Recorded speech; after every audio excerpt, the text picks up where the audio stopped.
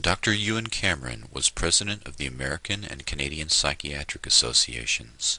He ran the Allen Memorial Institute, which was founded in 1943 with funds from the Rockefeller Foundation.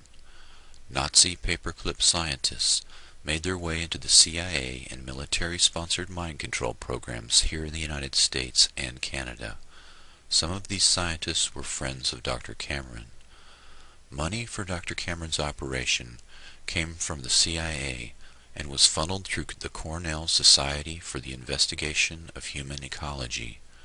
The systematic annihilation or depatterning of a subject's mind and memory was accomplished with overdoses of LSD, barbiturate sleep for 65 days at a stretch, and electroshock therapy at 75 times the recommended dosage. Psychic driving, the repetition of a recorded message for 24 hours a day, programmed the empty mind. The Canadian government settled a class action lawsuit by 250 former patients of Dr. Cameron decades later, but no person or institution has ever been disciplined or punished for these activities. Linda McDonald was 25 years old in 1963 when Dr. Cameron treated her for mild postpartum depression.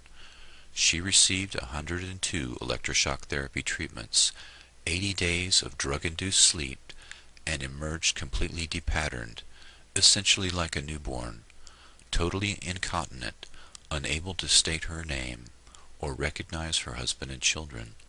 She had to relearn how to drive, cook, read, and use a toilet.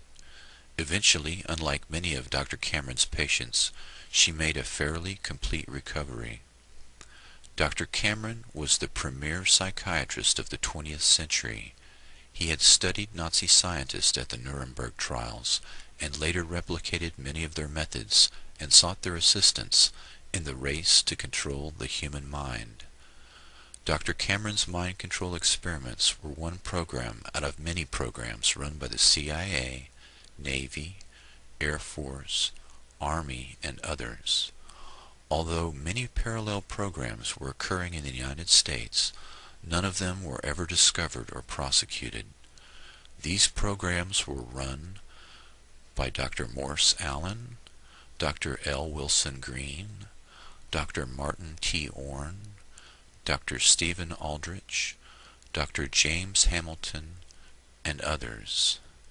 These American and foreign-born programmers were supervised by Dr. Sidney Gottlieb, who was in turn supervised by Richard Helms and the director of the CIA, Allen Dulles.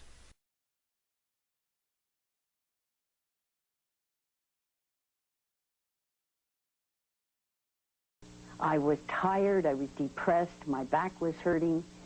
And so he said to the children's father, why don't you go to Montreal and visit this Dr. Ewen Cameron, this famous man who has all of these accolades, and have an assessment. So we went. My medical file even says that I took my guitar with me. And that was the end of my life. Within 3 weeks, Dr. Cameron decided to call me an acute schizophrenic and ship me up to the sleep room. I was in a coma for 86 days. 86 days of unbroken sleep. Yeah. Total comatose state. I had to be toilet trained. I was a vegetable. I had no identity. I had no memory. I'd never existed in the world before. Like a baby. Just like a baby that has to be toilet trained. Pictures, and I know who that is, who they are, but I don't remember them as my children at all. I mean, I know that they came from my body, but there's that's all. I don't know, and that's because I was told that. So these are my children.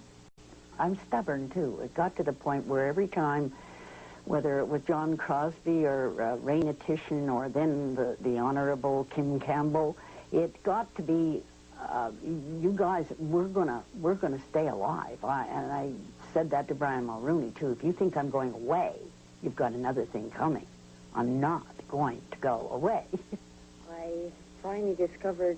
Linda MacDonald would hound the federal government for 4 years before finally in 1992, Ottawa grudgingly agreed to compensate her and some of Dr. Cameron's other victims $100,000 each in exchange for signing away the right to sue the government or the hospital. But it was an ambiguous victory. Ottawa refused to acknowledge any wrongdoing at the Allen, a conclusion backed up by a legal review of what happened there. It was an awful feeling to realize when I found this out that the man whom I had thought cared about what happened to me didn't give a damn. I was a fly, just a fly.